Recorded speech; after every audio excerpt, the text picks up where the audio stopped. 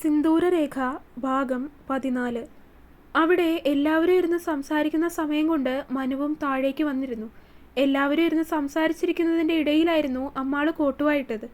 അത് കണ്ടതും അവൾക്ക് ഉറക്കം വരുന്നുണ്ടെന്ന് പറഞ്ഞ് മനുവിൻ്റെ അമ്മ രണ്ടുപേരെയും മുകളിലേക്ക് പറഞ്ഞു വിട്ടു. എല്ലാവർക്കും നല്ല ക്ഷീണം ഉണ്ടായതുകൊണ്ട് തന്നെ കൂടുതൽ സമയം സംസാരിച്ചിരിക്കാതെ എല്ലാവരും ഉറങ്ങാനായി പോയിരുന്നു.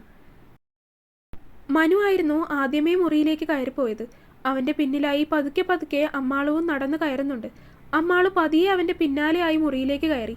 മനു അകത്തേക്ക് കയറിയപ്പോൾ തന്നെ ലാപ്ടോപ്പ് തുറന്ന് ടേബിളിന് മുന്നിലിരുന്ന് എന്തൊക്കെയോ ചെയ്യുകയായിരുന്നു. അത് കണ്ടതും അമ്മാളും അവനെ സംശയത്തോടെ നോക്കിക്കൊണ്ട് കട്ടിലൊക്കെ ഒന്നുകൂടി വൃത്തിയാക്കി. ഓൾറെഡി കട്ടിൽ നന്നായിട്ട് കിടക്കുമായിരുന്നു. എങ്കിലും എന്തെങ്കിലുമൊക്കെ ചെയ്യേണ്ടെന്ന രീതിയിൽ അവൾ ഒന്നുകൂടി അതൊക്കെ ഒന്ന് വൃത്തിയാക്കി. അങ്ങനെ കട്ടിലൊക്കെ കൊട്ടി വൃത്തിയാക്കി കഴിഞ്ഞ് അവൾ കട്ടിലിലേക്ക് ഇരുന്നു. ഇതൊക്കെ ചെയ്യുന്നതിനിടയിലും അവളുടെ കണ്ണുകൾ ഇടയ്ക്കിടയ്ക്ക് അവൻ്റെ അടുത്തേക്ക് പോകുന്നുണ്ടായിരുന്നു. അവൻ ലാപ്ടോപ്പിൽ കാര്യമായിട്ട് എന്തൊക്കെയോ ചെയ്യുകയാണ്. കണ്ണടയൊക്കെ എടുത്തു വെച്ചിട്ടാണ് ചെയ്യുന്നത്. കുറച്ച് സമയമായി അവൾ അവനെ തന്നെ നോക്കിയിരിക്കുകയാണ് എന്ന് തോന്നിയതും മനു അവളെ ഒന്ന് തിരിഞ്ഞു നോക്കി. അതേസമയം അവൻ്റെ സംശയം പോലെ അവൾ അവനെ തന്നെ നോക്കിയിരിക്കുകയായിരുന്നു. കിടക്കുന്നില്ലേ? അവൻ മുഖത്തെ കണ്ണടയൂരി മാറ്റിവെച്ചുകൊണ്ട് അവളെ നോക്കി സംശയത്തോടെ ചോദിച്ചു. അല്ല, ലൈറ്റ് കിടക്കുന്നില്ലേ? ഓ, ലൈറ്റ് ഓഫ് ആക്കാനാണോ? എനിക്ക് കുറച്ച് വർക്ക് ചെയ്യാനുണ്ട്. താൻ കിടന്നോ? ഇല്ല, വേണ്ട, ലൈറ്റ് ഓഫ് ആക്കണ്ട, ഞാൻ കിടന്നോളാം. മനു ചോദിച്ചതും അമ്മാളും അങ്ങനെ പറഞ്ഞ് വേഗം തന്നെ കട്ടിലിലേക്ക് കിടന്നുകൊണ്ട് പുതപ്പെടുത്ത് തലവഴി മൂടി. അത് കണ്ടതും അത് നോക്കിയൊന്ന് നിശ്വസിച്ചുകൊണ്ട് അവൻ തൻ്റെ ജോലിയിലേക്ക് തന്നെ തിരിഞ്ഞു. അത്യാവശ്യം ആയതുകൊണ്ടാണ് രാത്രി ഇരുന്ന് വർക്ക് ചെയ്യേണ്ടി വരുന്നത്. ക്ലയൻറ്റ്സ് US-ലുള്ളവരാണ്. അവർക്ക് ഈ സമയമാവും കൂടുതൽ എളുപ്പം. അതുകൊണ്ടാണ് ഇങ്ങനെ. മനു എളുപ്പം ചെയ്യാനുള്ളത് തീർത്ത് തിരികെ വന്ന് കിടക്കുമ്പോഴേക്കും അമ്മാള് നല്ല രീതിയിൽ ഉറക്കമായിട്ടുണ്ട് എന്നവന് മനസ്സിലായി. കട്ടിലിൻ്റെ ഒരരികിലേക്ക് നീങ്ങിക്കിടക്കുന്നവളെ ഒന്ന് നോക്കി അവൻ കട്ടിലിൻ്റെ മറ്റേ അറ്റത്തേക്ക് നീങ്ങിക്കിടന്നു. പിറ്റേ ദിവസം മനുവാണ് ആദ്യം ഉണർന്നത്. ഇന്ന് അത്യാവശ്യമായിട്ടൊരു വർക്ക് ചെയ്തു തീർക്കാനുണ്ട്. ഡിജിറ്റലായിട്ട് ചെയ്യേണ്ടതാണ്. ഇന്നലെ രാത്രി അതൊന്നും തുടങ്ങി വെച്ചിട്ടേ ഉള്ളൂ. ബാക്കി പണികളൊക്കെ ഇനിയും കിടക്കുന്നുണ്ട്. രാത്രി ലൈറ്റ് ഓൺ ആക്കിയിരുന്നാൽ അത് അവൾക്ക് ശല്യമാവണ്ടല്ലോ എന്ന് കരുതി വേഗം ഓഫാക്കിയതാണ്. എഴുന്നേറ്റ് മുടി ആദ്യം എടുത്ത് ഉയർത്തിക്കെട്ടി ബണ്ണിട്ടു. അവളെ നോക്കിയപ്പോൾ നല്ല ഉറക്കമാണ്. ഒന്ന് നിശ്വസിച്ചുകൊണ്ട് നേരെ ജോലിയിലേക്ക് തിരിഞ്ഞു. കണ്ണിലേക്ക് നന്നായി വെയിൽ തട്ടിയപ്പോഴാണ് അമ്മാള് കണ്ണു തുറന്നത്. കർട്ടൻ ജനലിൽ നിന്ന് ആരോ നീക്കിയിട്ടിട്ടുണ്ട്. അതുകൊണ്ട് തന്നെ മുറിയിലാകെ നല്ല രീതിയിൽ വെളിച്ചം പരന്നിട്ടുമുണ്ട്. അമ്മാള് കണ്ണൊന്ന് തിരുമ്മിക്കൊണ്ട് കട്ടിലിൽ എഴുന്നേറ്റിരുന്നു. കുറച്ചു നേരം കഴിഞ്ഞപ്പോൾ ഏകദേശം ഒന്ന് വെളിവായി. അപ്പോഴാണ് അമ്മാളും അവനെ അന്വേഷിച്ചത്. അവനെ കട്ടിലിലേക്കാണ് ആദ്യം നോക്കിയത്.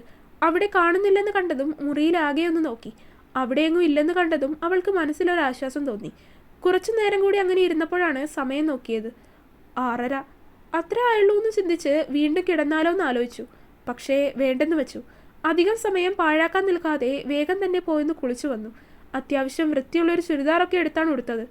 അമ്മയുള്ളത് കൊണ്ട് ചിലപ്പോൾ വൈകി എഴുന്നേറ്റെന്ന് പറഞ്ഞ് നല്ലത് കിട്ടും എന്നുറപ്പാണ്. അതുകൊണ്ടാണ് ഈ 6:30 മണി സമയത്ത് എഴുന്നേറ്റിട്ടും വീണ്ടും കിടന്നുറങ്ങാതെ നേരെ പോയി കുളിച്ചെഴുന്നേറ്റ് വന്നത്. താഴേക്കുള്ള സ്റ്റെപ്പ് ഇറങ്ങിയപ്പോൾ തന്നെ താഴെ നിന്ന് ആരൊക്കെയോ സംസാരിക്കുന്ന ശബ്ദമൊക്കെ കേൾക്കുന്നുണ്ടായിരുന്നു.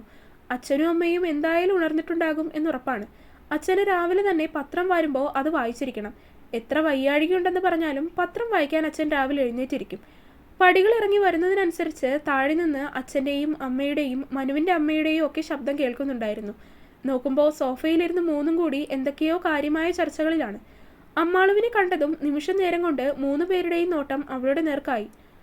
ആഹാ, നേരത്തെയാണല്ലോ എൻ്റെ മോള്. അവളെ കണ്ടതും അമ്മ ഞെട്ടലോടെ അവളോട് ചോദിച്ചു പോയി. ആ ചോദ്യം കേട്ടപ്പോൾ അമ്മാളു അമ്മയെ ഒന്ന് കൂർപ്പിച്ചു നോക്കി. ഒന്ന് പോയേ സുധേ, എൻ്റെ മോൾ അങ്ങനെയൊന്നും പറയണ്ട. നീ പറഞ്ഞതുപോലെ ഒന്നുമല്ല. കണ്ടോ എൻ്റെ മോള് നേരത്തെ എഴുന്നേറ്റ് വന്നിരിക്കുന്നത്. മനുവിൻ്റെ അമ്മ പറഞ്ഞതും അവൾ അമ്മയെ നോക്കി മുഖം വീർപ്പിച്ച് കാണിച്ചുകൊണ്ട് മനുവിൻ്റെ അമ്മയുടെ അടുത്ത് വന്നിരുന്നു. ഞാൻ എല്ലാ ദിവസവും രാവിലെ വൈകിയാണ് എഴുന്നേൽക്കുന്നതെന്ന് അമ്മ പറഞ്ഞു കാണും അല്ലേ ശ്രീയമ്മേ? അമ്മയെ ഒന്ന് കൂർപ്പിച്ച് നോക്കിക്കൊണ്ട് അമ്മാളും മനുവിൻ്റെ അമ്മയോട് ചോദിച്ചു. അങ്ങനെയൊന്നും പറഞ്ഞില്ല, ചിലപ്പോൾ വൈകി എഴുന്നേക്കുമെന്ന് പറഞ്ഞു.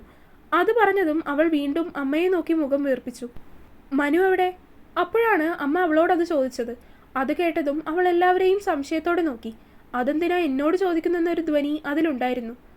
മുറിയിലുണ്ടായിരുന്നില്ലല്ലോ. അമ്മാള് പറഞ്ഞതും എല്ലാവരും അവളെ തന്നെ നോക്കി. മുറിയിൽ കണ്ടില്ലേ നീ? ശ്രീയമ്മ ചോദിച്ചതും അവൾ ഇല്ലെന്ന രീതിയിൽ ചുമല് കൂച്ചി കാണിച്ചു. അപ്പോൾ അവൻ ആത്മാവിൽ കാണും. ആത്മാവോ? അമ്മാള് ശബ്ദം ഉയർത്തിക്കൊണ്ട് ചോദിച്ചു.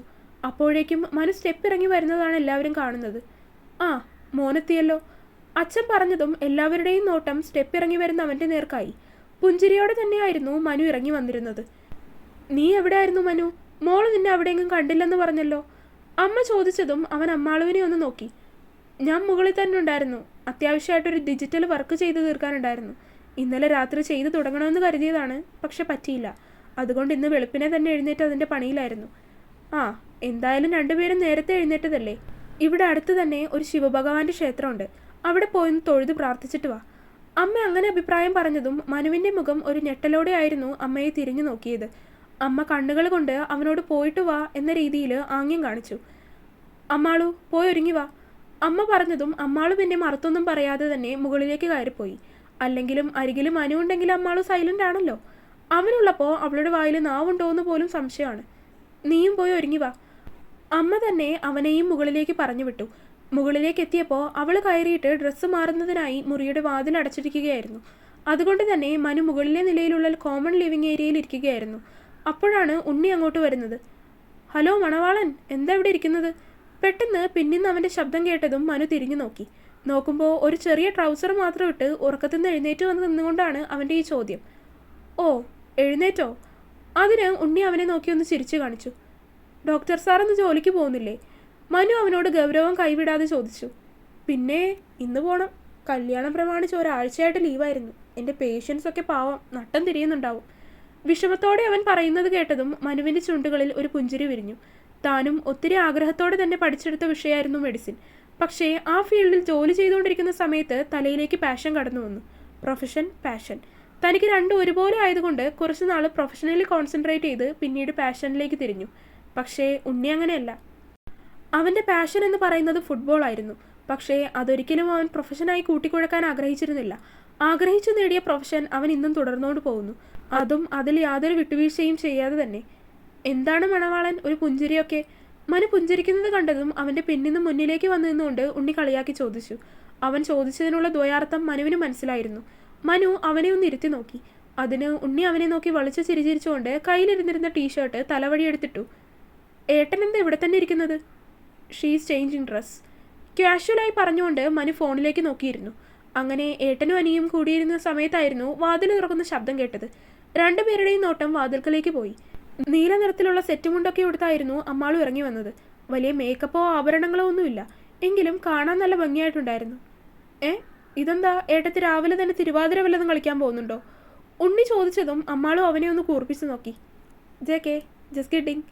കൂടെ അവൻ്റെ വളിച്ചു ചിരിയും. കൊള്ളാം, നല്ല ഭംഗിയുണ്ട്. അമ്പലത്തിലേക്കാണോ? അതിന് അമ്മാളു തലയാട്ടി. ഈ സമയം കൊണ്ട് മനു അവളെ മറികടന്നുകൊണ്ട് അവൻ്റെ മുറിയിലേക്ക് കയറിപ്പോയിട്ടുണ്ടായിരുന്നു. അമ്മാളു ഉണ്ണിയോട് പറഞ്ഞ് താഴേക്കിറങ്ങി. അവൻ പിന്നെ എഴുന്നേറ്റിട്ട് കുളിയൊന്നും കഴിയാത്തത് കൊണ്ട് താഴേക്കിറങ്ങാൻ നിന്നില്ല. അമ്മാളു താഴേക്കിറങ്ങി വന്നപ്പോൾ അപ്പുവും എഴുന്നേറ്റ് വന്നിട്ടുണ്ട്. അവനോടങ്ങനെ സംസാരിച്ചിരിക്കുന്ന സമയം കൊണ്ട് അവൾക്കുള്ള ചായ അമ്മ കൊണ്ടുവന്ന് കൊടുത്തു. അത് കുടിച്ചു കഴിഞ്ഞപ്പോഴാണ് മനു വന്നത്. അവനും ചായയൊക്കെ കുടിച്ച് രണ്ടുപേരും അമ്പലത്തിലേക്ക് ഇറങ്ങി. കാറിലാണ് പോയത്. അമ്പലത്തിലെത്തി മനു അകത്തേക്ക് കയറണോ വേണ്ടയോ എന്ന് ആലോചിച്ച് നിൽക്കുവാണ്. ഒടുവിൽ അകത്തേക്ക് കയറാമെന്ന് കരുതി കയറി. അമ്പലത്തിൽ നിൽക്കുമ്പോൾ അവനിട്ടിരുന്ന ഷർട്ട് ഊരി തൻ്റെ കയ്യിലേക്ക് തരും എന്ന് അമ്മാളു വെറുതെയെങ്കിലും ആഗ്രഹിച്ചിരുന്നു. പക്ഷേ അതുണ്ടായില്ല. അവൻ ഒരു തോളിൽ നിന്ന് ഷർട്ട് ഊരി മറുതോളിലെ പകുതിയിട്ട് നിന്നു. അത് കണ്ടപ്പോൾ എന്തോ ഒരു വിഷമം പോലെ, നെഞ്ചിലൊരു മുള്ളു കുത്തുന്നത് പോലെ. എങ്കിലും അതൊന്നും സാരമില്ലെന്ന് തന്നെ കരുതി അവൾ ഭഗവാന്റെ മുന്നിൽ നിന്ന് മനസ്സറിഞ്ഞ് പ്രാർത്ഥിച്ച് തൊഴുതു കഴിഞ്ഞതിന് ശേഷം രണ്ടുപേരും ഇറങ്ങി. തിരികെ വീട്ടിലേക്ക് പോകുമ്പോഴും രണ്ടുപേരും സൈലന്റ് ആയിരുന്നു. ആകെ ഒരു മൂകത. അമ്മാളുവിനെ വെച്ച് നോക്കുമ്പോൾ അത് അവൾക്ക് വല്ലാതെ വീർപ്പ് മുട്ടിക്കുന്നുണ്ടായിരുന്നു.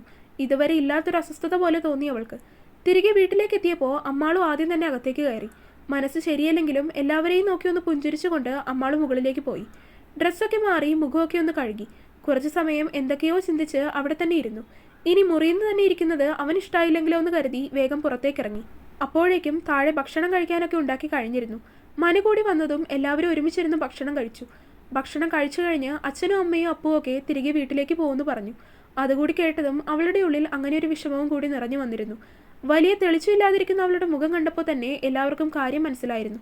കൂടുതൽ അതിനെക്കുറിച്ച് പറഞ്ഞ് അവളെ വെറുതെ കൂടുതൽ വിഷമിപ്പിക്കേണ്ടെന്ന് കരുതി ആരും അവളോടൊന്നും ചോദിച്ചില്ല. ഭക്ഷണം കഴിഞ്ഞപ്പോൾ തന്നെ കൂടുതൽ സമയം കളയേണ്ടെന്ന് പറഞ്ഞ് ഒരു ടാക്സി വിളിച്ച് അച്ഛനും അമ്മയും ഒക്കെ പോകാൻ ഇറങ്ങി. ഇത്രയും നേരം കാർമേഘം ഇരുണ്ടുകൂടിയതുപോലെ ആയിരുന്നു അമ്മാളുവിൻ്റെ മുഖം ഇരുന്നിരുന്നത്. അതിൻ്റെ കൂടെ ഇതുകൂടി അറിഞ്ഞപ്പോഴേക്കും ശരിക്ക് മഴ പെയ്യും പോലെ കണ്ണൊക്കെ പെയ്യാൻ വെമ്പി നിൽക്കുന്നത് പോലെ ആയി തീർന്നിട്ടുണ്ടായിരുന്നു. തുടരും. അപ്പോൾ വീഡിയോ കണ്ടവരെല്ലാവരും വീഡിയോ ലൈക്ക് ചെയ്യുക. നിങ്ങളുടെ അഭിപ്രായങ്ങൾ എന്തായാലും അത് കമൻറ്റായിട്ട് അറിയിക്കുക. ചാനൽ ഇതുവരെ സബ്സ്ക്രൈബ് ചെയ്യാത്തവരുണ്ടെങ്കിൽ സബ്സ്ക്രൈബ് ചെയ്യുക.